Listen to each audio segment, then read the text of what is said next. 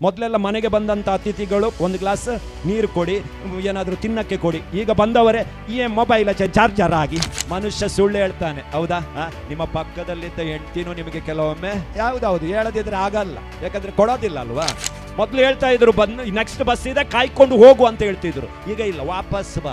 ಮದುವೆನೂ ಹಂಗೆ ಆಗಿದೆ.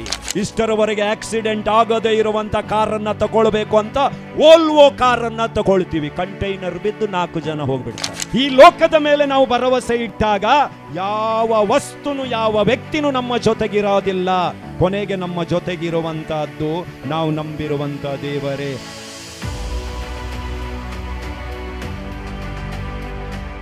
Price the lord, price the lord. ಯೇಸುವೇ ಸ್ತೋತ್ರ, ಯೇಸುವೇ ವಂದನೆ, ಯೇಸುವೇ ಆರಾಧನೆ, ಯೇಸುವೇ ಮಹಿಮೆ. Hallelujah, hallelujah, hallelujah, hallelujah, hallelujah. ಪುಟ್ಟ ಹೆಜ್ಜೆಗಳೊಂದಿಗೆ ಭರವಸೆಯ ಹಾದಿಯಲ್ಲಿ. ಪ್ರಭು ಕ್ರಿಸ್ತರಲ್ಲಿ ಆತ್ಮೀಯ ಸಹೋದರ ಸಹೋದರಿಯರೇ, ಈ ವರ್ಷದ ಕ್ರಿಸ್ಮಸ್ಸಿಗೆ ನನ್ನ ಧರ್ಮ ಕೇಂದ್ರದಲ್ಲಿ ನನ್ನ ಯುವಜನರ ಜೊತೆಗೂಡಿ ಕ್ಯಾರಲ್ಸಿಗೆ ಹೋಗಿದ್ದೆ. ಕ್ಯಾರಲ್ಸ್ ಅಂದರೆ ಗೊತ್ತಲ್ವ? Carol singing. ಸಾಧಾರಣವಾಗಿ ಇಲ್ಲಿ ನಾವು ಕ್ರೈಸ್ತ ಮನೆಗಳಿಗೆ ಮಾತ್ರ ಹೋಗ್ತೀವಿ, ನಮ್ಮೂರಲ್ಲಿ ಹಂಗಲ್ಲ. ನಮ್ಮಲ್ಲಿ ಬಾರದಿದ್ರೂ ನಡೀತದೆ, ನಮ್ಮ ಕ್ರೈಸ್ತ ಮನೆಗೆ ಹೋಗದಿದ್ರೂ ನಡೀತದೆ. ಆದರೆ ಹಿಂದೂಗಳ ಮನೆಗೆ ನಾವು ಹೋಗಲೇಬೇಕು. ಹೋಗದಿದ್ದರೆ ಸಂಜೆಗೆ ಎಲ್ಲರೂ ಬಂದು ಚರ್ಚ್ ಹತ್ರ ಧರಣಿಗೆ ಕೂತ್ಕೊಳ್ತಾರೆ. ಅವರು ಈ ವರ್ಷ ದೇವರನ್ನು ಯಾಕೆ ತಂದಿಲ್ಲ ಅಂತ ಕೇಳ್ತಾರೆ ನಮಗೆ ಪ್ರಶ್ನೆ. ಆದ್ದರಿಂದ ಈ ವರ್ಷ ಇಷ್ಟರವರೆಗೆ ಹೋಗದೇ ಇರುವಂಥ ಮನೆಗೆ ನಾವು ಹೋಗೋಣ ಅಂಥೇಳಿ ಈ ವರ್ಷ ಒಂದು ಪ್ಲ್ಯಾನ್ ಹಾಕಿ, ಕೊನೆಗೆ ಆ ಹಳ್ಳಿಗೆ ನಾವು ಹೋದಾಗ ಕ್ರೈಸ್ತ ಮನೆಗಳನ್ನು ಮುಗಿಸಿ ಇನ್ನೇನು ಹಿಂದೂಗಳ ಮನೆಗೆ ಹೋಗಬೇಕು. ಅಷ್ಟರವರೆಗೆ ಆ 3 ಮನೆಗಳಿಗೆ ನಾವು ಹೋಗಿಲ್ಲ 4 ವರ್ಷದಲ್ಲಿ. ಪ್ರಥಮ ಬಾರಿಗೆ ಅವರಿಗೆ ವಿಷಯವು ತಿಳಿಸದಂತೆ ಸಡನ್ನಾಗಿ ಎಂಟ್ರಿ ಕೊಟ್ಟೆವು. ಆ ಮನೆಯ ಯಜಮಾನ ಲುಂಗಿ ಮಾತ್ರ ಹುಟ್ಟಿದ್ದ, ಮೇಲೆ ಮನೆ ಡ್ರೆಸ್ಸು, ಏರ್ ಕಂಡೀಷನ್, ಆರಾಮವಾಗಿದ್ದ. ನಾವು ಹೋದದ್ದೇ ತಡ, ಏನು ಮಾಡಬೇಕು ಅಂತ ಗೊತ್ತಾಗಿಲ್ಲ ಆತನಿಗೆ. ಬಾಲಯೇಸುವಿನ ಸ್ವರೂಪವನ್ನು ತಗೊಂಡ, ಒಳಗಡೆ ಕುರ್ಚಿ ಮೇಲೆ ಇಟ್ಟ. ಅವನು ಹೇಗೆ ದೇವರನ್ನು ಆರಾಧನೆ ಮಾಡ್ತೀನೋ 2 ಊದುಗಡ್ಡಿಗಳನ್ನು ಹಚ್ಚಿ ರೌಂಡ್ ತೆಗೆದು ನಮಸ್ಕಾರ ಮಾಡಿ ಸಾಷ್ಟಾಂಗವಾಗಿ ಎರಗಿದ. ನಾವು ಕ್ರಿಸ್ಮಸ್ ಗೀತೆ ಹಾಡಿ ಆ ಕುಟುಂಬಕ್ಕೋಸ್ಕರ ಒಂದು ಸಣ್ಣ ಪ್ರೇಯರ್ ಮಾಡಿದ ನಂತರ ಆ ಮನೆ ಯಜಮಾನ ಆ ಬಾಲಯೇಸುವಿನ ಸ್ವರೂಪವನ್ನು ಎತ್ತಿ ನಮಗೆ ಕೊಡಬೇಕು. ಅದು ನಾವು ಮಾಡುವಂಥ ಪದ್ಧತಿ. ನಾವು ಅವರ ಕೈಗೆ ಕೊಡ್ತೀವಿ, ಅವರು ತಗೊಂಡೋಗಿ ಮನೆಯೊಳಗಡೆ ಇಡ್ತಾರೆ. ನಾವು ಹೊರಗಡೆ ಬರ್ತೀವಿ, ಅವರು ಮನೆಯಿಂದ ಹೊರಗಡೆ ನಮಗೆ ತಂದು ಕೊಡಬೇಕು. ಹೀಗೆ ನನ್ನ ಕೈಗೆ ಅವನು ಎತ್ತಿ ಕೊಡುವಾಗ ಹೇಳಿದಂಥ ಮಾತು, ಈ ದೇವರು ನನ್ನ ಹಾಗೆ ಇದ್ದಾರೆ, ಈ ದೇವರು ನನ್ನ ಹಾಗೆ ಇದ್ದಾರೆ. ಯಾಕಂದರೆ ನಾವು ತಗೊಂಡೋಗಿರುವಂಥ ಬಾಲಯೇಸುವಿಗೆ ಮೇಲೆ ಅಂಗಿ ಇರಲಿಲ್ಲ, ಈ ವ್ಯಕ್ತಿಗೂ ಅಂಗಿ ಇರಲಿಲ್ಲ. ಆತ ಅಷ್ಟು ಹೇಳಿ, ಈ ದೇವರು ನನ್ನಂತೆ ಇದ್ದಾರೆ, ಆದ್ದರಿಂದ ಇವರನ್ನು ನಾನು ಸ್ವೀಕಾರ ಮಾಡೋಕ್ಕೆ ಜಾಸ್ತಿ ಕಷ್ಟ ಆಗಲ್ಲ, ನನ್ನಂತೆ ಇರುವಂಥ ದೇವರು ನನ್ನ ಜೊತೆಗೆ ಇದ್ದಾರೆ.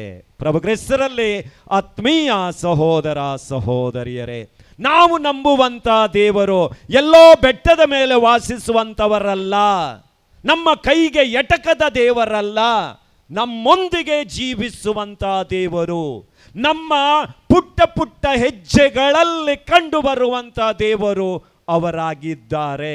ಆದ್ದರಿಂದ ಅವರನ್ನು ಸಂಧಿಸುವುದಕ್ಕೆ ನಾವೇನು ಮಹತ್ ಕಾರ್ಯಗಳನ್ನೇನು ಮಾಡಬೇಕಾಗಿಲ್ಲ. ಮಾಡುವಂಥ ಕೆಲಸ ಕಾರ್ಯಗಳನ್ನು ನಾಜೂಕತೆಯಿಂದ ಪ್ರಾಮಾಣಿಕತೆಯಿಂದ ಮಾಡಿದಾಗ ಆ ಮಾಡುವಂಥ ಪ್ರತಿಯೊಂದು ಕೆಲಸ ಕಾರ್ಯಗಳಲ್ಲಿ ನಮ್ಮ ದೇವರು ಅಲ್ಲಿ ಪ್ರಸನ್ನರಾಗುತ್ತಾರೆ. ಗಾಡ್ ಆಫ್ ಸ್ಮಾಲ್ ಥಿಂಗ್ಸ್, ಚಿಕ್ಕ ವಿಷಯಗಳ ದೊಡ್ಡ ದೇವರು ಅವರಾಗಿದ್ದಾರೆ ಅನ್ನುವಾಗ ಆತ್ಮೀಯರೇ, ಈ ಜೂಬ್ಲಿ ವರ್ಷಕ್ಕೆ ನಾವು ಆಯ್ದುಕೊಂಡಿರುವಂಥ ವಿಷಯ ನಮ್ಮ ಪುಟ್ಟ ಪುಟ್ಟ ಹೆಜ್ಜೆಗಳಲ್ಲಿ ಭವಿಷ್ಯದ ಕಡೆಗೆ ನಮ್ಮ ಪಯಣ. ಪ್ರಭು ಕ್ರಿಸ್ತರಲ್ಲಿ ಆತ್ಮೀಯ ಸಹೋದರ ಸಹೋದರಿಯರೇ, ಇವತ್ತು ಯಾರಿಗೂ ಭರವಸೆ ಇಲ್ಲ ನೋಡಿ, ಭರವಸೆ ಕಡಿಮೆಯಾಗಿದೆ. ಯಾಕಂದರೆ ನಮ್ಮೆಲ್ಲ ನಂಬಿಕೆ ನಿರೀಕ್ಷೆ ಇರುವಂಥದ್ದು ಯಾವುದರ ಮೇಲೆ? ನಮ್ಮ ಕಾರಿನ ಮೇಲೆ. ಯಾವುದು? ಇಷ್ಟರವರೆಗೆ ಆಕ್ಸಿಡೆಂಟ್ ಆಗದೇ ಇರುವಂಥ ಕಾರನ್ನು ತಗೊಳ್ಬೇಕು ಅಂತ ವೋಲ್ವೋ ಕಾರನ್ನು ತಗೊಳ್ತೀವಿ. ಕಂಟೈನರ್ ಬಿದ್ದು 4 ಜನ ಹೋಗ್ಬಿಡ್ತಾರೆ. ಭರವಸೆ ಇಂಜಿನ್ ಮೇಲೆ ಇರುತ್ತೆ, ಭರವಸೆ ನಮಗಿರುವ ಸಂಬಳದ ಮೇಲೆ ಇರುತ್ತೆ, ಭರವಸೆ ನಾವು ಕಟ್ಟಿರುವಂಥ ಮನೆಯ ಮೇಲೆ ಇರುತ್ತೆ. ತುಂಬ ಜನ ಹೊಸ ಮನೆ ಇನಾಗ್ರೇಷನ್ ಆಗುವಾಗ ನನ್ನನ್ನು ಕರೆದುಕೊಂಡು ತೋರಿಸುವುದಿದೆ, ಫಾದರ್ 4 ಬೆಡ್ರೂಮ್ ಇದೆ. ಲಾಡ್ಜಲ್ಲೂ 4 ಬೆಡ್ರೂಮ್ಗಳಿರ್ತವೆ.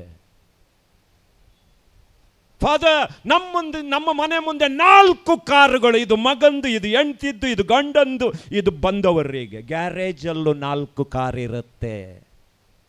ಫಾದರ್ ಈ ಶೋಕೇಸಲ್ಲಿ ಇಟ್ಟಿರುವಂತಹದ್ದು ವಸ್ತು ಇದು ಇಟಲಿಯಿಂದ ತಂದಿದ್ದು, ಇದು ಅಮೆರಿಕದಿಂದ ತಂದಿದ್ದು, ಇದು ಇಸ್ರೇಲಿಂದ ತಂದಿದ್ದು, ಇದು ಸೌತ್ ಆಫ್ರಿಕಾದಿಂದ. ಮ್ಯೂಸಿಯಂ ಅಲ್ಲೂ ವಸ್ತುಗಳಿರ್ತವೆ. ಫಾದರ್ ನಮ್ಮಲ್ಲಿ ಪರ್ಷಿಯನ್ ಕ್ಯಾಟ್ ಇದೆ, ಫಾರಿನ್ ಕ್ಯಾರೆಟ್ ಇದೆ, ಪ್ಯಾರೆಟ್ ಇದೆ, ಇನ್ನೇನಿದೆ. ಮನೆಯಲ್ಲಿ ಮಕ್ಕಳಿಗೆ ಜಾಗ ಇಲ್ಲ, ನಾಯಿಗೆ ಜಾಗ ಇದೆ.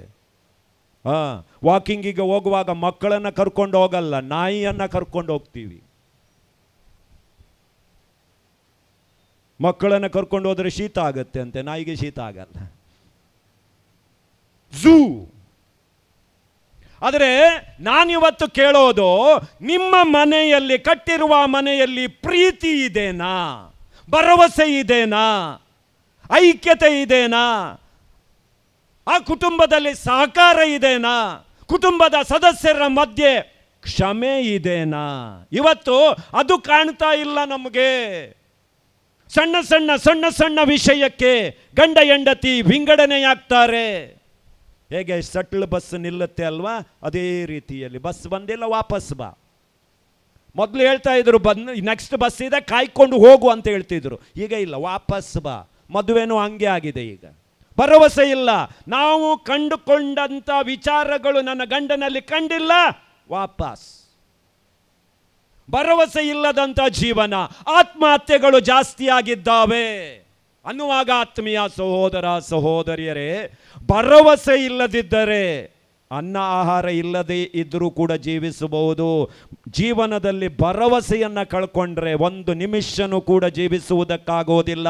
ತುಂಬ ಜನ ನನಗೆ ಹೇಳೋದಿದೆ, ಅವರಿಗೆ ಬೇಕಾದಷ್ಟು ಸಿರಿತನ ಇತ್ತು, ಕೂತು ತಿಂದರೆ 100 ವರ್ಷಕ್ಕಾಗುವಷ್ಟು ಸಂಪತ್ತಿತ್ತು, ಅವ ಯಾಕೆ ಆತ್ಮಹತ್ಯೆ ಮಾಡಿಕೊಂಡ? ಅವ ಯಾಕೆ ಓಡಿ ಹೋದ?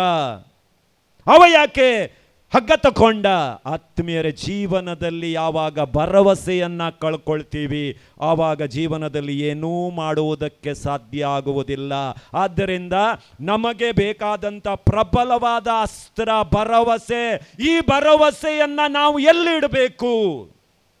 ಯಾಕಂದರೆ ಇವತ್ತು 2 ಜೂಬ್ಲಿಗಳನ್ನು ನಾವು ಆಚರಣೆ ಮಾಡ್ತೀವಿ. ಪ್ರಭು ಯೇಸು ಕ್ರಿಸ್ತರು ಈ ಪ್ರಪಂಚಕ್ಕೆ ಬಂದು 2025 ವರ್ಷಗಳ ಜೂಬ್ಲಿ ಮತ್ತು ಕಿರಿಯ ಪುಷ್ಪ ಸಂತ ತೆರೇಸಮ್ಮನವರನ್ನು ಸಂತ ಪಟ್ಟಕ್ಕೆ ಏರಿಸಿ 100 ವರ್ಷಗಳು ಸಲ್ಲುತ್ತವೆ.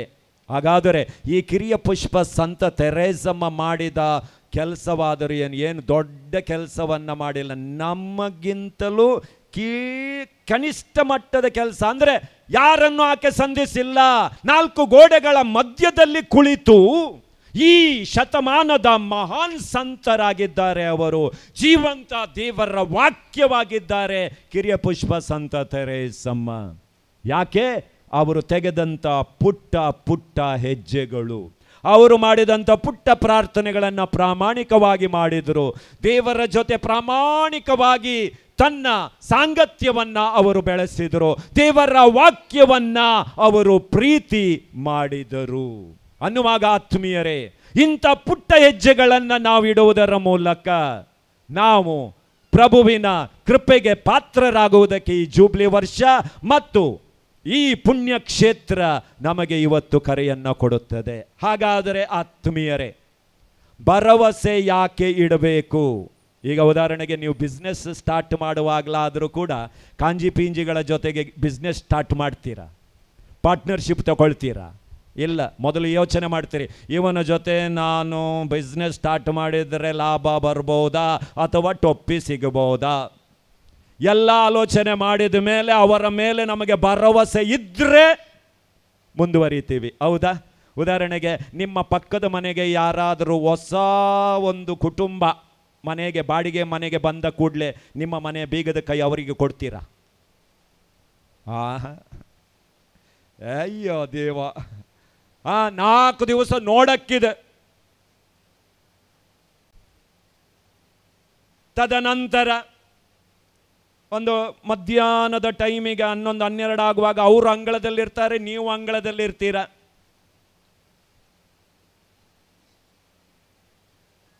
ಸ್ಮೈಲ್ ಎಕ್ಸ್ಚೇಂಜ್ ಆಗುತ್ತೆ. ತದನಂತರ ನೆಕ್ಸ್ಟ್ ಟಾಪಿಕ್ ಯಾವುದು? ಮಧ್ಯಾಹ್ನಕ್ಕೆ ಏನು ಮಾಡಿದ್ರ? ಮಧ್ಯಾಹ್ನಕ್ಕೆ ಅಯ್ಯೋ ಏನಿದೆ ರೀ, ಮೀನು ತಿಂದು ತಿಂದು ತಿಂದು ಸುಸ್ತಾಯಿತು, ಬಸಳೆ ಇತ್ತು ಅದನ್ನೇ ಮಾಡ್ಕೊಂಡೆ. ಅಯ್ಯೋ ನಮ್ಮಲ್ಲೂ ಎಲ್ಲಿದೆ ತೊಂಡೆಕಾಯಿ ಇತ್ತು 4 ಅದನ್ನೇ ಸಾರು ಮಾಡಿದ್ದೀನಿ. ನಮ್ಮ ಮನೆಯವರಿಗೆ ತೊಂಡೆಕಾಯಿ ಅಂದರೆ ಆಗಲ್ಲ ನೋಡಿ. ಅಲ್ಲಿವರೆಗೆ ಭರವಸೆ ಇಲ್ಲ ನಮಗೆ, ದೂರದಿಂದ ಮಾತಾಡ್ತೀವಿ. ತದನಂತರ ಅವ್ರು ನಮ್ಮ ಮನೆಗೆ ಬರ್ತಾರೆ, ನಾವು ಅವರ ಮನೆಗೆ ಹೋಗ್ತೀವಿ. ಹೀಗೆ ಭರವಸೆ ಜಾಸ್ತಿ ಆದಮೇಲೆ ಎಲ್ಲೋ ಹೋಗಕ್ಕಿರತ್ತೆ. ಹಿಂದಿನ ಬಾಗಿಲಿಗೂ ಬೀಗ ಹಾಕ್ತೀವಿ, ಮುಂದಿನ ಬಾಗಿಲಿಗೂ ಬೀಗ ಹಾಕಿ ಸೊಂಟದಲ್ಲಿ ಬೀಗದ ಕೈಯನ್ನಿಟ್ಟು ಪಕ್ಕದ ಮನೆಯವರೆಗೆ ಹೇಳ್ತೀವಿ, ಮನೆಯನ್ನು ಸ್ವಲ್ಪ ನೋಡಿ ಆಯ್ತಾ. ಬೀಗದ ಕೈ ನಮ್ಮ ಹತ್ರ ಇದೆ, ಅವ್ರೇನು ನೋಡೋದು? ಯಾಕಂದರೆ ಇನ್ನೂ ಭರವಸೆ ಇಲ್ಲ ಅವರ ಮೇಲೆ. ತದನಂತರ ನಮ್ಮ ವಸ್ತುಗಳು ಏನಾಗಿಲ್ಲ, ಅವರ ಮನೆ ವಸ್ತುಗಳು ಏನಾಗಿಲ್ಲ, ಅವರು ಬರ್ತಾರೆ ಹೋಗ್ತಾರೆ ಅಂದಮೇಲೆ ಬೀಗ ಹಾಕಿ ಬೀಗದ ಕೈ, ಮನೆಯವರು 12 ಗಂಟೆಗೆ ಬರ್ತಾರೆ, ಬೀಗದ ಕೈಯನ್ನು ಅವರಿಗೆ ಕೊಡಿ. ನೋಡಿ, ಇಷ್ಟು ಭರವಸೆ ಬಂದ ಮೇಲೆ ಹಾಗಾದರೆ ನಾವು ದೇವರಲ್ಲಿ ಯಾಕೆ ಭರವಸೆ ಇಡಬೇಕು? ಈಗ ಒಬ್ಬ ವ್ಯಕ್ತಿಯಲ್ಲಿ ಭರವಸೆ ಇಡಬೇಕು ಅಂತ ಹೇಳಿದರೆ ನಮಗೆ ಇಂಥ ಒಂದು ಕ್ರೈಟೀರಿಯಾ ಇದ್ದಾಗ ಮಾತ್ರ ಭರವಸೆ ಇಡ್ತೀವಿ. ದೇವರಲ್ಲಿ ನಾವು ಯಾಕೆ ಭರವಸೆ ಇಡಬೇಕು? ಅದಕ್ಕಿದೆ 6 ಮುಖ್ಯ ಕಾರಣಗಳು. ಮೊದಲನೇ ಕಾರಣ, ದೇವರು ಯಾವತ್ತೂ ಬದಲಾಗುವುದಿಲ್ಲ. ದೇವರು ಬದಲಾಗುವುದಿಲ್ಲ. ನಿನ್ನ ಹೆಸರು ಅವರಿಗೆ ತಿಳಿದಿದೆ, ಆದ್ದರಿಂದ ಅವರಲ್ಲಿ ನಾವು ಭರವಸೆ ಇಡಬೇಕು. You have to trust God because of this. ಅವರು ಬದಲಾಗುವುದಿಲ್ಲ. ನಮ್ಮ ಅಣ್ಣ ಬದಲಾಗ್ತಾರೆ, ಹೌದಲ್ವಾ? ಅಣ್ಣ ಮದುವೆ ಆಗೋವರೆಗೆ ಚೆನ್ನಾಗಿರ್ತಾರೆ, ಮದುವೆ ಆದಮೇಲೆ ಅತ್ತಿಗೆ ಬಂದ ಮೇಲೆ ಫುಲ್ಲು ಚೇಂಜ್. ದೂರು ಮಾತ್ರ ಅತ್ತಿಗೆಗೆ, ಹೌದಾ? ತೋ ಖಾಜರ್ ಜಾउन ಚಬೈಲೆ ಬರ್ರಾ ಅಲ್ಲೋ ಯಮಾಗಿರ್ ಮೇಲೋದು. Praise the Lord. ತಾಣೆ ತಾಣೆ ತಾಣೆ ಶಿಕೈಲ ಪೂರ. Praise the lord. ಬದಲಾಗ್ತಾರೆ, ಜನ ಬದಲಾಗ್ತಾರೆ. ನಾವು ಕೂಡ ಒಂದು ರೀತಿಯಲ್ಲಿ ಇದ್ದಿರ್ತೀವಿ, ಈಗ ಇನ್ನೊಂದು ರೀತಿಯಲ್ಲಿ ಇರ್ತೀವಿ, ಬದಲಾಗ್ತೀವಿ. ಬದಲಾವಣೆ ಸಹಜ. ಆದರೆ ದೇವರು ಬದಲಾಗುವುದಿಲ್ಲ. ದೇವರ ವಾಕ್ಯ ನಮಗೆ ಹೇಳುತ್ತೆ ನೋಡಿ, ಇಬ್ರಿಯರಿಗೆ ಬರೆದ ಪತ್ರ 13ನೇ ಅಧ್ಯಾಯ 8ನೇ ವಾಕ್ಯ. ದೇವರು ಅಂದು ಇದ್ದಾಗೆ ಇಂದು ಮುಂದೆಯೂ ಅವರಾಗಿಯೇ ಇರ್ತಾರೆ, ಅವರಲ್ಲಿ ಯಾವುದೇ ಬದಲಾವಣೆ ಇರೋದಿಲ್ಲ.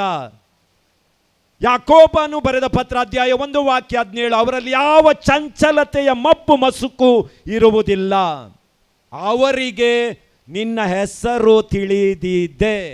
ಅದರಿಂದ ನಾವು ಹೇಳ್ತೀವಲ್ವ, ನಮಗೆ ಅವಾಗ ಗೊತ್ತು ಇವಾಗ ಗೊತ್ತು ಅಂತ. ಯಾಕೆಂದರೆ ಹೆಸರು ಗೊತ್ತಿದೆ ಅಂದರೆ ಅವರ ಬಗ್ಗೆ ನಮಗೆ ಏನೋ ತಿಳಿದಿದೆ, ಹೌದಾ? ಇಲ್ಲಿ ಈಗ ಫಾದರ್ ರೋಮನ್ ಅಂದ ಕೂಡಲೇ ಕೆಲವರ ಕಿವಿ ನೆಟ್ಟಗಾಯಿತು. ಇವರೇನಾ? ಕೆಲವರು ಬಂದು ಹೇಳಿದರು ನನಗೆ, ಫಾದರ್ ನಿಮ್ಮನ್ನೇ ಇಲ್ಲಿವರೆಗೆ ಯೂಟ್ಯೂಬಲ್ಲೇ ನೋಡ್ತಾ ಇದ್ದೀವಿ, ಇವತ್ತು ಜೀವಂತ ನೋಡಿದೆವು. ಯೂಟ್ಯೂಬಲ್ಲಿ ಸತ್ತಾಂಗಿತ್ತು, ಈಗ ಜೀವಂತ ನೋಡಿದೆವು. ಅಂದರೆ ಹೆಸರು ಗೊತ್ತಿದೆ ಅಂದರೆ ಏನೋ ಗೊತ್ತಿದೆ ಅಂತ ಅರ್ಥ. ಅಂದರೆ ದೇವರಿಗೆ ನಿಮ್ಮ ಹೆಸರು ತಿಳಿದಿದೆ ಅಂದರೆ ನಿಮ್ಮ ಆದಿ ಅಂತ್ಯ ಎಲ್ಲವೂ ತಿಳಿದಿರುವಂಥ ದೇವರವರಾಗಿದ್ದಾರೆ. ನೀವು ಮುಂದೆ ಏನು ಮಾಡ್ತೀರಿ ಅನ್ನುವಂಥದ್ದು ಕೂಡ ಅವರಿಗೆ ತಿಳಿದಿದೆ. ಆದ್ದರಿಂದ ಅವರಲ್ಲಿ ನಾವು ಭರವಸೆ ಇಡಬೇಕು. ಎರಡನೆಯದು, ಅವರೆಂದಿಗೂ ಸುಳ್ಳು ಹೇಳುವವರಲ್ಲ. ಸುಳ್ಳು ಹೇಳುವವರಲ್ಲ. ನಿನ್ನ ವಿಚಾರವಾಗಿ ಯಾವಾಗಲೂ ಚಿಂತಿಸುತ್ತಾರೆ. ಮನುಷ್ಯ ಸುಳ್ಳು ಹೇಳ್ತಾನೆ, ಹೌದಾ? ನಿಮ್ಮ ಪಕ್ಕದಲ್ಲಿದ್ದ ಹೆಂಡ್ತಿನೂ ನಿಮಗೆ ಕೆಲವೊಮ್ಮೆ ಯಾವುದಾವುದು ಹೇಳದಿದ್ರೆ ಆಗಲ್ಲ, ಯಾಕಂದರೆ ಕೊಡೋದಿಲ್ಲ ಅಲ್ವಾ? ಹೇಳಲೇಬೇಕಾಗತ್ತೆ, ಕೆಲವೊಮ್ಮೆ ಸುಳ್ಳು ಹೇಳಲೇಬೇಕಾಗತ್ತೆ, ಏನು ಮಾಡೋಕ್ಕಾಗಲ್ಲ. ಹೌದು, ಗರ್ಜಿಯಕ್ಕೆ ಪೊಟಿ ಮಾರ್ಜ ಮುಂಟಾತ ಥೋಡೆ ಪೊಟಿ ಮೊರ್ಜಿಯಕ್ಕೆ ಪೊಟಿ ಮಾರ್ತಾತ್ ಗರ್ಜಿಯಕ್ಕೆ ಮಾತ್ರನೇ ಓಯ್ ಆದರೆ ದೇವರು ಸುಳ್ಳು ಹೇಳುವವರಲ್ಲ. ಯಾಕಂದರೆ ಸಂಖ್ಯಾಕಾಂಡ ಅಧ್ಯಾಯ 23 ವಾಕ್ಯ 19, ಮನುಷ್ಯನಂತೆ ದೇವರು 2 ನಾಲಿಗೆಯವರಲ್ಲ. ಅವರು ಏನು ಹೇಳ್ತಾರೆ ಅದನ್ನೇ ಮಾಡ್ತಾರೆ. ಮೂರನೇದ್ದು, ನಾವು ದೇವರಲ್ಲಿ ಯಾಕೆ ಭರವಸೆ ಇಡಬೇಕು ಅಂದರೆ, ಯುದ್ಧ ನಿಮ್ಮದಲ್ಲ, ಯುದ್ಧ ದೇವರದ್ದು. ದೇವರು ಹೇಳ್ತಾರೆ ಯುದ್ಧ ನಿಮ್ಮದಲ್ಲ, ಯುದ್ಧ ನನ್ನದು. ತುಂಬ ಜನ ಪ್ರಭು ಯೇಸು ಕ್ರಿಸ್ತರಲ್ಲಿ ವಿಶ್ವಾಸವಿಟ್ಟವರು ಈ ರಿಟ್ರೀಟ್ ಟೈಮಲ್ಲಿ ಬಂದು ನನಗೆ ಹೇಳುವಂಥದ್ದು, ಫಾದರ್ ಏನೋ ಗೊತ್ತಿಲ್ಲ, ನಾನು ನಂಬಲ್ಲ, ಆದರೂ ಕೂಡ ನಿಮ್ಮ ಹತ್ರ ಹೇಳೋಣ ಅಂತ ನಮ್ಮ ಮನೆಯಲ್ಲಿ ಏನೋ ಮಾಡಿ ಹಾಕಿರಬೇಕು ಫಾದರ್. आमच्या घरा कालिंगी कर्ण गलाम फादर नातल्यार 20 वर्सांचो पेटो मेलो म्हळ्यार आनी मागीर ताणें केदाळा मोरोचे. ಯಾಕಂದರೆ ನಮಗೆ ಯೇಸು ಕ್ರಿಸ್ತರಲ್ಲಿ ನಂಬಿಕೆ ಇದ್ದರೂ ಕೂಡ ಈ ಮಾಟ ಮಂತ್ರ ಯಂತ್ರ ತಂತ್ರದ ಮೇಲೆ ನಂಬಿಕೆ ಇನ್ನೂ ಹೋಗಿಲ್ಲ. ಆದರೆ ದೇವರು ಹೇಳ್ತಾರೆ, ಕ್ರೈಸ್ತರಾದವರಿಗೆ ಯಾವ ಮಾಟ ಮಂತ್ರ ತಂತ್ರನೂ ಕೂಡ ತಾಗುವುದಿಲ್ಲ. ನಾನು ಯುದ್ಧ ಮಾಡ್ತೀನಿ ನಿಮ್ಮ ಪರವಾಗಿ, ಯುದ್ಧ ನಿಮ್ಮದಲ್ಲ, ಯುದ್ಧ ನನ್ನದು. ಅದರಿಂದ ನಾವು ದೇವರಲ್ಲಿ ಭರವಸೆ ಇಡಬೇಕು. ನಾಲ್ಕನೇದ್ದು, ದೇವರು ಒದಗಿಸುತ್ತಾರೆ. ದೇವುದೀತ ಕೊಡ್ತಾರೋ ಇಲ್ವೋ, ದೇವರು ಕೊಟ್ಟಿದ್ದಾರೋ ಇಲ್ವೋ. ಇಲ್ಲಿ ಈ ಪುಣ್ಯಕ್ಷೇತ್ರದಲ್ಲಿ ಇಲ್ಲಿ ಕೂತವರು ಒಂದು 25 ವರ್ಷಗಳ ಹಿಂದೆ ನಿಮ್ಮ ಮನೆ ಪರಿಸ್ಥಿತಿಯನ್ನು ಯೋಚನೆ ಮಾಡಿ ನೋಡಿ, ಇವತ್ತು ಯೋಚನೆ ಮಾಡಿ ನೋಡಿ, ದೇವರು ಕೊಟ್ಟಿದ್ದಾರೋ ಇಲ್ವೋ. ಬಾಡಿಗೆ ಮನೆಯಲ್ಲಿದ್ದಂಥ ನಿಮ್ಮಲ್ಲಿ ಎಷ್ಟು ಜನ ಇವತ್ತು ಸ್ವಂತ ಮನೆಯಲ್ಲಿ ನೆಲೆಯಾಗಿಲ್ಲ. ಒಂದು ಕೆಲಸ ಇಲ್ಲದೆ ಇರುವಂಥವರು, ನಿಮ್ಮ 5 ಮಕ್ಕಳಿಗೆ ಇವತ್ತು ಒಳ್ಳೆ ಕೆಲಸ ಸಿಕ್ಕಿ ದೇವರು ನಿಮ್ಮ ಕುಟುಂಬವನ್ನು ಆಶೀರ್ವದಿಸಿಲ್ವಾ? ನೀವು ಎಲ್ಲೋ ಒಂದು ಕಡೆ ಹುಟ್ಟಿದಂಥ ಮನೆಯ ಪರಿಸ್ಥಿತಿಯನ್ನು ನೋಡಿದಾಗ ಇವತ್ತು ಈ ಸ್ಥಿತಿಯಲ್ಲಿ ಇರ್ತೀರಿ ಅಂತ ನೀವು ಆಲೋಚನೆ ಮಾಡಿದ್ದಿದ್ದೇನಾ? ಇಲ್ಲ, ದೇವರು ಒದಗಿಸ್ತಾರೆ, ತಕ್ಕ ಸಮಯದಲ್ಲಿ ಒದಗಿಸ್ತಾರೆ. ಆದ್ದರಿಂದ ನಾವು ಭರವಸೆ ಇಡಬೇಕು. ನಮ್ಮ ದೇವರಲ್ಲಿಟ್ಟಂಥ ಭರವಸೆ ನಮ್ಮನ್ನು ಯಾವತ್ತೂ ನಿರಾಶೆ ಮಾಡುವುದಿಲ್ಲ. ರೋಮಾಪುರದವರಿಗೆ ಬರೆದ ಪತ್ರದಲ್ಲಿ ತಿಳಿಸಲಾಗಿದೆ, ನೀವು ದೇವರಲ್ಲಿ ಇಡುವಂಥ ಭರವಸೆ ನಿಮ್ಮನ್ನು ಯಾವತ್ತೂ ನಿರಾಶೆ ಮಾಡುವುದಿಲ್ಲ. ನೆಕ್ಸ್ಟ್, ನಿಮ್ಮ ಬಗ್ಗೆ ಅವರಿಗೆ ಒಂದು ಯೋಜನೆ ಇದ್ದೇ ಇದೆ. ನಿಮ್ಮ ಬಗ್ಗೆ ಅವರಿಗೆ ಯೋಜನೆ ಇದೆ. ಇವತ್ತು ನೀವು ಆಲೋಚನೆ ಮಾಡ್ಬೋದು, ದೇವರು ನನ್ನ ಬಗ್ಗೆ ಎಷ್ಟು ಆಶೀರ್ವಾದಗಳನ್ನು ಕೊಟ್ಟಿದ್ದಾರೆ. ಆ ಯೋಜನೆ ಇಲ್ಲದಿದ್ದರೆ ನೀವು ಇವತ್ತು ಈ ಸ್ಥಿತಿಗೆ ಬರ್ತಾನೆ ಇರಲಿಲ್ಲ, ಈ ಪುಣ್ಯ ಸ್ಥಳದಲ್ಲಿ ಬಂದು ಈ ದಿವ್ಯ ಬಲಿ ಪೂಜೆಯಲ್ಲಿ ಭಾಗವಹಿಸ್ತಾನೂ ಇರಲಿಲ್ಲ. ದೇವರಿಗೆ ಒಂದು ಯೋಜನೆ ಇದೆ. ಯಾರು ಇರ್ತಾರೋ ಯಾರು ಹೋಗ್ತಾರೋ ಗೊತ್ತಿಲ್ಲ. 6ನೇ ವಿಷಯ, ನಾವು ದೇವರಲ್ಲಿ ಭರವಸೆ ಯಾಕೆ ಇಡಬೇಕು ಅಂದರೆ, ಅವರು ನಮ್ಮ ಜೊತೆ ದಿನ ಇರ್ತಾರೆ. ನಾವು ನಂಬಿದವರು ನಮ್ಮನ್ನು ಬಿಟ್ಟು ಹೋಗಬಹುದು. ನಾವು ಯಾರನ್ನು ಗಾಢವಾಗಿ ಪ್ರೀತಿಸ್ತೇವೋ ಅವರು ನಮಗೆ ಮೋಸ ಮಾಡಬಹುದು. ಆದರೆ ನಮ್ಮ ಹೊಟ್ಟೆಯಲ್ಲೇ ಹುಟ್ಟಿದಂಥ ಮಕ್ಕಳು ಕೂಡ ನಮ್ಮನ್ನು ಬಿಟ್ಟು ಹೋಗ್ಬೋದು. ಆದರೆ ದೇವರು ಹೇಳ್ತಾರೆ, ಯುಗದ ಸಮಾಪ್ತಿಯವರೆಗೂ ನಾನು ನಿಮ್ಮ ಜೊತೆ ಇರ್ತೀನಿ. ಆದರೆ ಇವತ್ತು ನಮ್ಮ ನಂಬಿಕೆ ಯಾವುದು? ನಮ್ಮ ನಂಬಿಕೆ ಫೇಸ್ಬುಕ್, ನಮ್ಮ ನಂಬಿಕೆ ಇನ್ಸ್ಟಾಗ್ರಾಮ್, ನಮ್ಮ ನಂಬಿಕೆ ಟ್ವಿಟರ್, ನಮ್ಮ ನಂಬಿಕೆ ವಾಟ್ಸಪ್. ಇವತ್ತು ಎಷ್ಟೋ ಜನ ಯುವಕರು ಈಗ ಮೊದಲೆಲ್ಲ ಮನೆಗೆ ಬಂದಾಗ ಪರಸ್ಪರ ಮಾತಾಡ್ತಾ ಇದ್ರು, ಹೌದಾ? ಚಿಕ್ಕಪ್ಪ ಹೇಗಿದ್ದೀರಾ, ದೊಡ್ಡಪ್ಪ ಹೇಗಿದ್ದೀರಾ, ಮೌಶಿ ಕಶಿ ಆಸಾಯ್, ಬಪ್ಪು ಕಶಿ ಆಸಾಯ್, ಅತ್ತಂ ಬಪ್ಪು ಮೌಶಿ ಮುಣ್ಣ ಪೂರ ಆಂಟಿ ಅಂಕಲ್. ಕೊಣಾಕಿ ಗೊತ್ತು ನಾ ಕೋಣುಮಣು, ಯಾರಿಗೂ ಯಾರ ಪರಿಚಯನೂ ಇಲ್ಲ. ಯಾಕಂದರೆ ಇವರು ಮನೆಗೆ ಬರ್ತಾರೆ ಅಷ್ಟೂ ದೂರದಿಂದ, 200 ಕಿಲೋಮೀಟರಿಂದ ದೂರ ಮನೆಗೆ ಬಂದು ಕೇಳೋದೇನು? ಮೊದಲೆಲ್ಲ ಮನೆಗೆ ಬಂದಂಥ ಅತಿಥಿಗಳು एक ग्लास ऊद हाकदी ಅಂತ ಕೇಳ್ತಾ ಇದ್ರು, ಒಂದು ಗ್ಲಾಸ್ ನೀರು ಕೊಡಿ, ಏನಾದರೂ ತಿನ್ನಕ್ಕೆ ಕೊಡಿ. ಈಗ ಇಲ್ಲ, ಈಗ ಬಂದವರೇ ಈ ಮೊಬೈಲ್ ಚಾರ್ಜರ್ ಆಗಿ, ಈ ಮೊಬೈಲಿನ ಚಾರ್ಜರ್ ಇದೆನಾ? ಯಾಕಂದರೆ ಅವರಿಗೆ ಭರವಸೆ ಅವರ ಮೊಬೈಲ್ ಮೇಲೆ, ನೆಂಟರಿಷ್ಟರ ಮೇಲೆ ಇಲ್ಲ, ಕುಟುಂಬಸ್ಥರ ಮೇಲೆ ಇಲ್ಲ. ಯಾವಾಗಲೂ ಕೂತ್ಕೊಂಡು ಒಂದು ಮೂಲೆಯಲ್ಲಿ ಎಂಥ ಮದುವೆ ಇರಲಿ, ಎಂಥ ಎಂಗೇಜ್ಮೆಂಟ್ ಇರಲಿ, ಇವರದು ಉಜ್ಜೋದೆ ಅದು. ಒಂದು ಮೂಲೆಯಲ್ಲಿ ಕೂತರು ಉಜ್ಜಿದ್ರು, ಅಲ್ಲಿ ಏನೇ ಫಂಕ್ಷನ್ ಆದರೂ ಇವರಿಲ್ಲ, ಕುಟುಂಬದ ಜೊತೆಗೆ ಇವರು ಇಲ್ಲ. ಯಾಕಂದರೆ ಇವರ ಭರವಸೆ ಇದೆ. ಅದರಿಂದ ಧ್ಯಾನಕ್ಕೆ ಅಂತ ಬಂದಂಥ ಯುವಕ ಧ್ಯಾನಕ್ಕೆ ಬಂದಿದ್ದಲ್ಲ, ನನ್ನ ಹತ್ರ ಕ್ವಶನ್ ಕೇಳಕ್ಕೆ ಬಂದಂಥ ಯುವಕ ಬಂದದ್ದೇ ಕೇಳಿದ, ಬೈಬಲ್ ವಿಚಾರ ಆತ ಕೇಳಲಿಲ್ಲ. ಫಾದರ್ ನೀವು ಇನ್ಸ್ಟಾಗ್ರಾಮಲ್ಲಿದ್ದೀರಾ ಅಂದ. ನನಗೆ ಕಿಲೋಗ್ರಾಮ್ ಮಾತ್ರ ಗೊತ್ತಿತ್ತು, ಇನ್ಸ್ಟಾಗ್ರಾಮ್ ಗೊತ್ತಿರಲಿಲ್ಲ. ಏನು ಇದು ಇನ್ಸ್ಟಾಗ್ರಾಮ್? ಅದು ಆ್ಯಪ್ ಫಾದರ್ ಅಂದ. ಯಾವುದು ಆ್ಯಪು? ಅದರಲ್ಲಿ ನನಗೆ 38,000 ಫಾಲೋವರ್ಸ್ ಇದ್ದಾರೆ ಫಾದರ್ ಅಂದ. ಭಾಳ ದೊಡ್ಡ ಮನುಷ್ಯ ಆಗಿರಬೇಕು ಇವ. ನಂತರ ಕೇಳಿದ, ಫಾದರ್ ನೀವು ಫೇಸ್ಬುಕ್ಕಲ್ಲಿದ್ದೀರಾ ಅಂದ. ನಾನು ಇದ್ದೀನಿ ಅಂದೆ. ಯಾವುದು ಐ ಡಿ ಅಂದ. ಐ ಡಿ ಇಲ್ಲ ಕಣ, ಇದು ಫೇಸ್, ಇದು ಬುಕ್ಕು ಅಂದೆ. ಅದು ಎರಡು ವಿಂಗಡಣೆ ಮಾಡೋಕ್ಕಾಗಲ್ಲ, ಫೇಸ್ಬುಕ್ ಒಂದೇ, ಅದು ಆ್ಯಪ್ ಅಂದ. 5,000 ಫ್ರೆಂಡ್ಸ್ ನನಗಿದ್ದಾರೆ ಅಂದ. ಓಕೆ, ನೀನು ವಾಟ್ಸಪ್ಪಲ್ಲಿದ್ದೀಯಾ ಅಂದ. ಮರ್ಯಾದೆ ಹೋಗಬಾರ್ದಂತ ವಾಟ್ಸಪ್ಪಲ್ಲಿದ್ದೀನಿ ಅಂದೆ. ವಾಟ್ಸಪ್ಪಲ್ಲಿದ್ದೀನಿ ಅಂದೆ. ಅದು ಗ್ರೂಪಲ್ಲಿದ್ದೀರಾ ಅಂದೆ. ಅಯ್ಯೋ, ಧರ್ಮಸ್ಥಳ ಗ್ರೂಪಲ್ಲಿ ಇಲ್ಲ ಕಣ, ನಮಗೆ ಅದರಲ್ಲಿ ಸೇರಿಸಲ್ಲ ಅಂದೆ. ಅದು ಧರ್ಮಸ್ಥಳ ಗ್ರೂಪ್ ಅಲ್ಲ ಫಾದರ್, ವಾಟ್ಸಪ್ಪಲ್ಲಿ ಗ್ರೂಪ್ ಇರುತ್ತೆ, ಅದರಲ್ಲಿದ್ದೀರಾ? ಇಲ್ಲ, ನಾನು 4 ಗ್ರೂಪಿಗೆ ಎಡ್ಮಿನ್ ಅಂದ. 2,000 ಹತ್ತತ್ರ 43,000 ಜನ ಇವನನ್ನು ಫಾಲೋ ಮಾಡ್ತಾ ಇದ್ದಾರಂತೆ. ಇವ ಎಲ್ಲಿ ಹೋದರೂ ಅವರೇ ಹಿಂದೆ ಫಾಲೋ ಮಾಡೋದು. ಅಷ್ಟು ಹೇಳಿ ಬೈಕ್ ಹಿಡ್ಕೊಂಡು ಹೋದ, ಧ್ಯಾನಕ್ಕಿಲ್ಲ. ಸಂಜೆಗೆ ನ್ಯೂಸು, ಆಕ್ಸಿಡೆಂಟ್ ಆಗಿದೆ ಅಂತೆ ಬೈಕು, ಇವನ ಕಾಲು ಮುರಿದಿದೆ, ಆಸ್ಪತ್ರೆಯಲ್ಲಿದ್ದಾನೆ. ಧರ್ಮಕೇಂದ್ರದ ಗುರುಗಳು ನನಗೆ ಹೇಳಿದರು, ಫಾದರ್ ಬೆಳಿಗ್ಗೆ ಒಬ್ಬ ಯೂತ್ ಬಂದಿದ್ದಲ್ಲ ನಿಮ್ಮ ಹತ್ರ ಮಾತಾಡ್ತಾ ಇದ್ದ ನೋಡಿ, ಅವನಿಗೆ ಆಕ್ಸಿಡೆಂಟ್ ಆಗಿದೆ, ಸಂಜೆ ಸ್ವಲ್ಪ ನೋಡ್ಕೊಂಡು ಬರೋಣ. ನಾನು ಬರಲ್ಲ ಅಂದೆ. ಯಾಕೆ ಅಂದರು? ಫಾದರ್ ಅವ ಸಾಮಾನ್ಯ ವ್ಯಕ್ತಿ ಅಲ್ಲ, ದೊಡ್ಡ ಮನುಷ್ಯ ಅವನ ಇನ್ಸ್ಟಾಗ್ರಾಮಲ್ಲಿ 38,000, ಫೇಸ್ಬುಕ್ಕಲ್ಲಿ 5,000, ವಾಟ್ಸಪ್ಪಲ್ಲಿ 2,000, ಅದರಲ್ಲಿ ಅರ್ಧಕ್ಕರ್ಧ ಜನ ಇವನನ್ನು ನೋಡೋಕ್ಕೆ ಹಾಸ್ಪಿಟ್ಲಿಗೆ ಬಂದರೆ ನಾನು ಕಾಲಡಿಗೆ ಬಿದ್ದು ಅಲ್ಲೇ ನಾನು ಬರಲ್ಲ ಅಂದೆ. ನನಗೆ ಹಾಸ್ಪಿಟ್ಲು ಗೊತ್ತು, ಎಲ್ಲ ಗೊತ್ತು, ನೀವು ಬನ್ನಿ ಅಂದೆ. ಆಯಿತು ಫಾದರ್, ನೀವು ಮುಂದೆ ಹೋಗೋದಿದ್ರೆ ನಾನು ಹಿಂದೆ ಬರ್ತೀನಿ, ಬಿದ್ದರೆ ನೀವಲ್ಲ ಸಾಯಿರಿ ಫಸ್ಟು, ನಾನು ಹಿಂದೆ ಓಡ್ತೀನಿ ಅಂದೆ. ಆದರೂ ಅವ್ರು ಕರ್ಕೊಂಡು ಬಂದರು. ನಮಗೆ ಹಾಸ್ಪಿಟ್ಲಿಗೆ ಕಾಲು ಇಡ್ತಾ ಇದ್ದಂತೆ ನನ್ನ ಎದೆ ಡಬ ಡಬ ಡಬ ಡಬ ಡಬ ಡಬ ಅನಿಸ್ತು. ಯಾಕಂದರೆ ಯಾವಾಗ ಸಾಯ್ತೀನಿ ಅಂತ, ಯಾಕಂದರೆ ಅಷ್ಟು ಜನ ಬಂದರೆ ಅಂತ.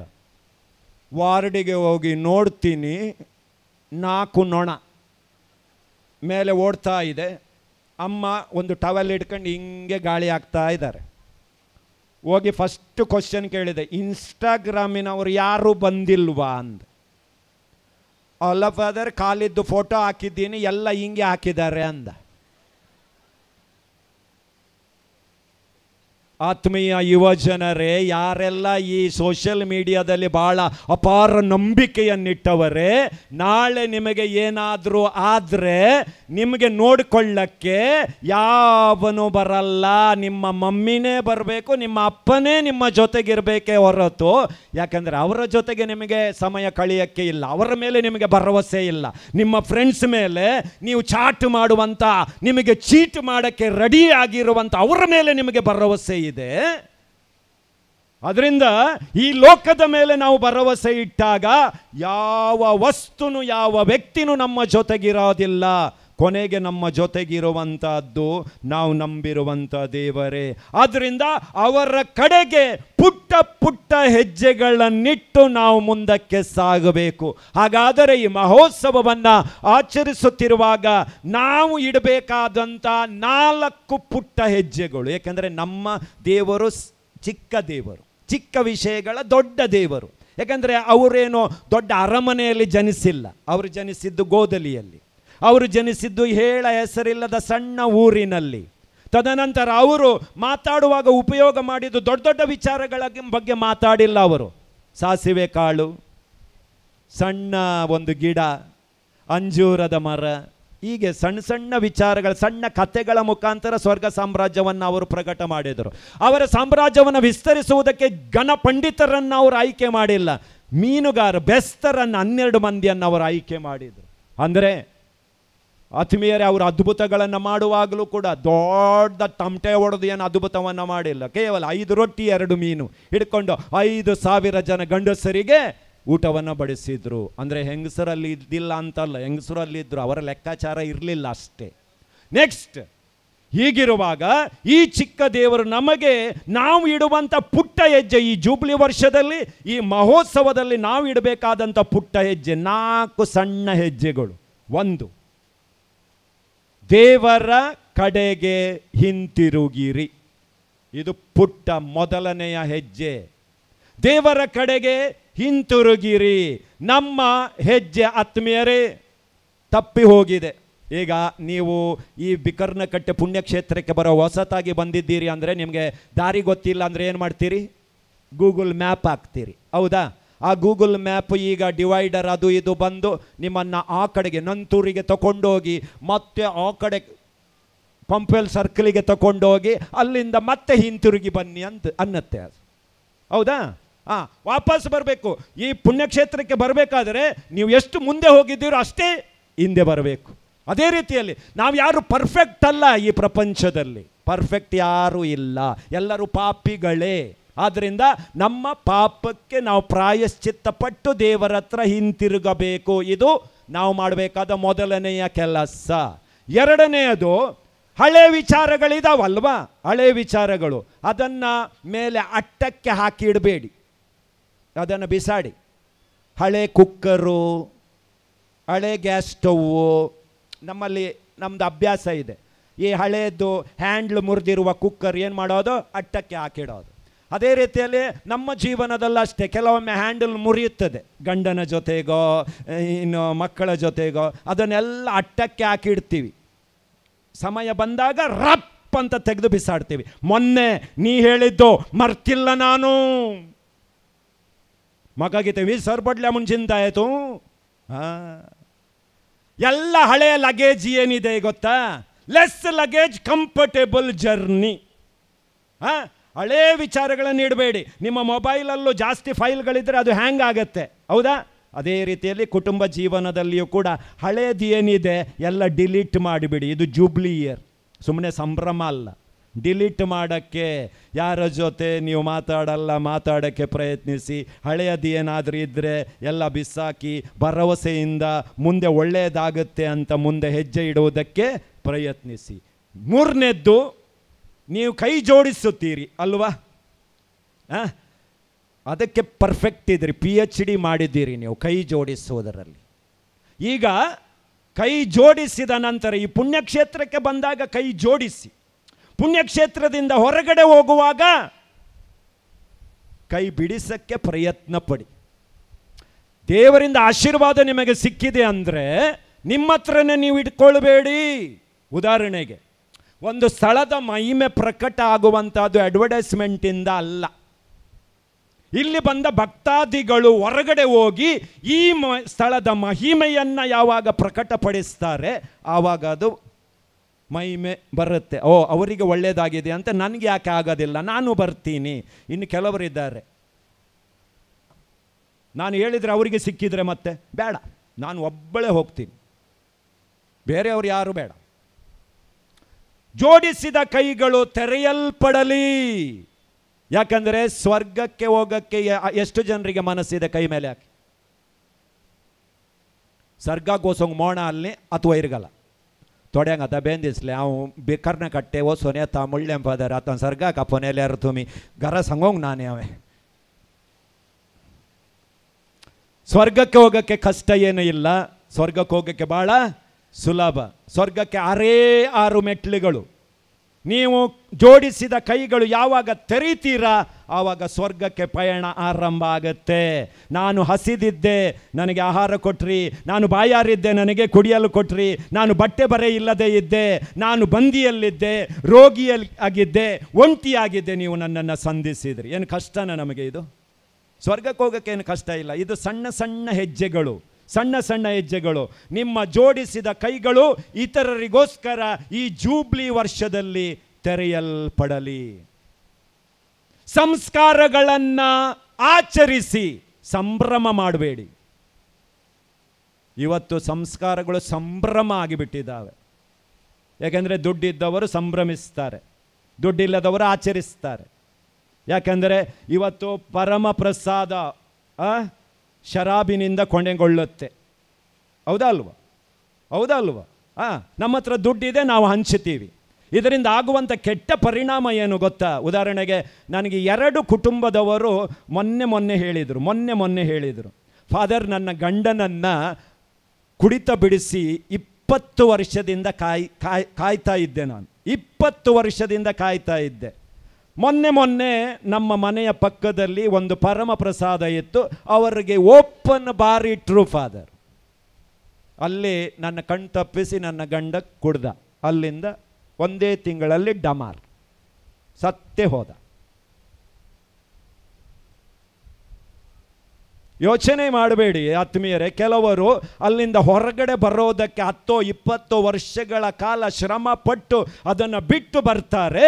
ನೀವು ಫ್ರೀಯಾಗಿ ಅಲ್ಲಿ ಹಂಚುತ್ತೀರಿ ಅನ್ನುವಾಗ, ಫ್ರೀಯಾಗಿ ಸಿಗುವಾಗ ಇವತ್ತೊಂದು ಕುಡಿಯೋಣ, ಯಾಕಂದರೆ ವಿಷನೇ ಅದು.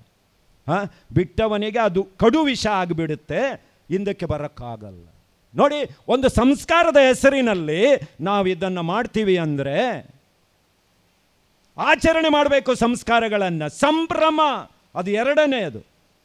ಸ್ವಲ್ಪ ಇರಬೇಕು, ಅತಿ ಆಗಬಾರದು. ಯಾಕಂದರೆ ಅಲ್ಲಿ ದೇವರ ಪ್ರಸನ್ನತೆಯನ್ನು ನಾವು ಕಾಣಬೇಕು ಸಂಸ್ಕಾರಗಳಲ್ಲಿ ಅನ್ನುವಾಗ ಆತ್ಮೀಯರೇ, ಈ 4 ವಿಚಾರಗಳನ್ನು ಭರವಸೆಯಿಂದ ಪುಟ್ಟ ಹೆಜ್ಜೆಗಳನ್ನಿಡುತ್ತಾ ಮುಂದಕ್ಕೆ ಸಾಗಿದಾಗ ಕಿರಿಯ ಪುಷ್ಪ ತೆರೇಸಮ್ಮನವರಂತೆ ದೇವರಿಗೆ ಮೆಚ್ಚುಗೆಯಾಗುವ ವ್ಯಕ್ತಿಗಳು ನಾವು ಆಗ್ತೀವಿ.